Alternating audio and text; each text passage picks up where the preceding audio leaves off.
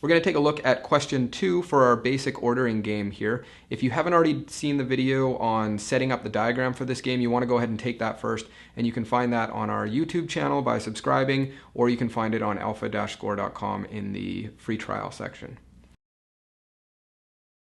So let's start with our question stem. The question here is asking us which one of the following must be true about any acceptable product code. So we're being asked what must be true, but we're not being given any additional information, and that makes this one a little bit harder. We're going to actually have to go through and do a diagram for each of our answer choices.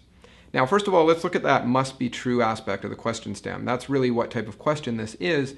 In a must be true question, you're looking to see, first of all, if an answer choice could be false. Now, why are you doing could be false for a must be true question? Well, if you determine that an answer could be false, then you can cross it off. So we're going to check all of our answers and see if it's possible that they could be false. If they could be, we cross them off and we move on until we find the one that can't be false, and it must be true, and that's our correct answer. So let's go into our answer choices.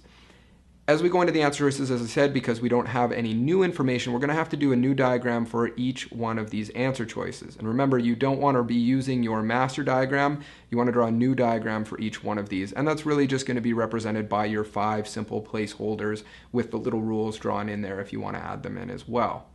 Now, there is a real time-saving technique that you can use here, and that is taking a quick look back at some of the diagrams you've already done. And in this case, if we look at the diagram we did for our question 1, we can use that to cross off answer choices A, B, and D. We can just get rid of them, and we're really only left with C and E for this question.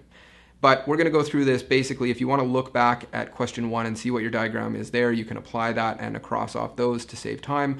Or we're right here going to just go through each of the answer choices. So starting off with A, what we're asked here in question A, or in answer choice A, is the digit 1 appears in some position before the digit 2. So we're being asked, does 1 come before 2?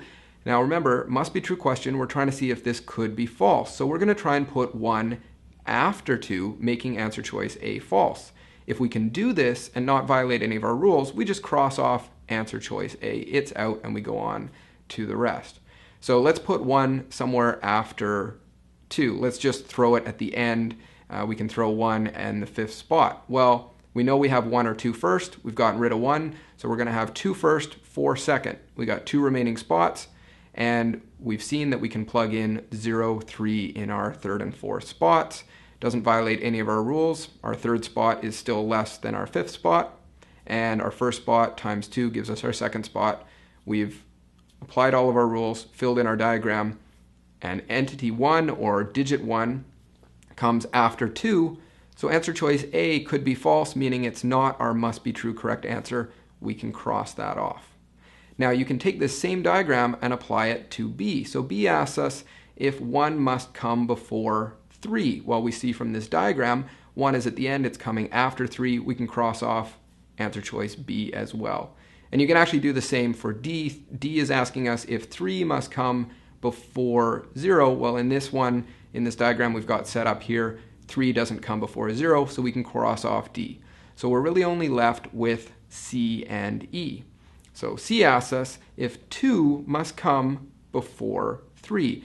Well, let's try. Start with a fresh diagram. Can we put 2 in somewhere after 3, making this false, and then making it so we can cross it off and move on?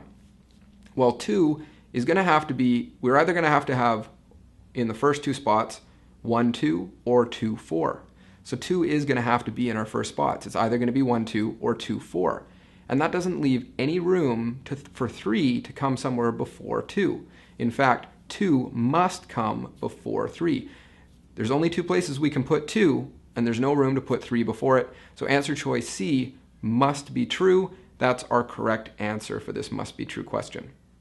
Let's take a quick look at answer choice E, and I'll just show you why that one's wrong. If you want to look at answer choice E, it's asking us, can 4 come before 3? Is that something that must be true? So we're going to try and put 4 after 3.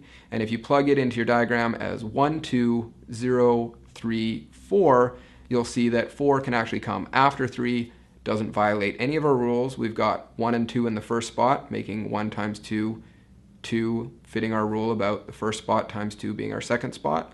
We've got our third spot being less than our fifth spot, being 0 less than 4. And 4 is coming after 3, so answer choice E could be false. We can cross off E. We're left with our only correct answer choice, which is C. That's our must be true correct answer choice. For the rest of the videos in this series, you can subscribe to our YouTube channel or go to alpha-score.com. You can find more videos and a whole lot more to help you in your LSAT preparation in our free trial section.